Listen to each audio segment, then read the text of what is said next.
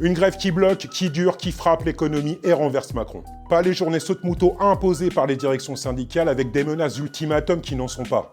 Les travailleurs ne veulent plus se laisser confisquer leur lutte. Salut à toutes et à tous, le pays est en train de bouillir. La crise politique s'approfondit, Macron vacille et nous relevons la tête. Le 10 septembre, ce n'était pas une simple journée de mobilisation. C'était des centaines de milliers de personnes dans la rue. Une jeunesse déterminée, des grévistes en action et surtout le retour de l'auto-organisation. Des assemblées générales vivantes, indépendantes, prêtes à reprendre la main. Ça veut dire une chose, les travailleurs ne veulent plus se laisser confisquer leur lutte. Mais attention, une colère sans stratégie, c'est clairement une colère qui s'éteint. La seule voie pour gagner, c'est celle de la grève générale politique. Pas les 24 heures sans lendemain. Pas les journées saute-mouton imposées par les directions syndicales avec des menaces d'ultimatum qui n'en sont pas.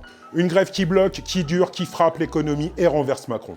Le 18 septembre, nous avons vu la puissance du mouvement ouvrier, mais on a aussi vu ses limites. Une mobilisation appelée d'en haut, étouffée dans le carcan bureaucratique. Tant qu'on reste enfermé dans ces calendriers-là, on perd. Je vous le dis clairement. C'est pour ça que Révolution Permanente organise des assemblées ouvertes, des lieux où on se parle franchement et où on discute stratégie.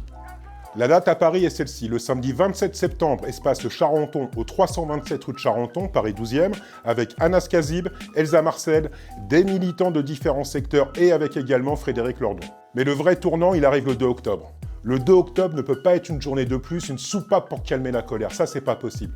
Le 2 octobre doit être l'étincelle, la jonction entre la radicalité du 10 septembre et la force du mouvement ouvrier du 18 septembre. Le 2 octobre doit également être l'étincelle de la reconduction, de la grève illimitée et du blocage total.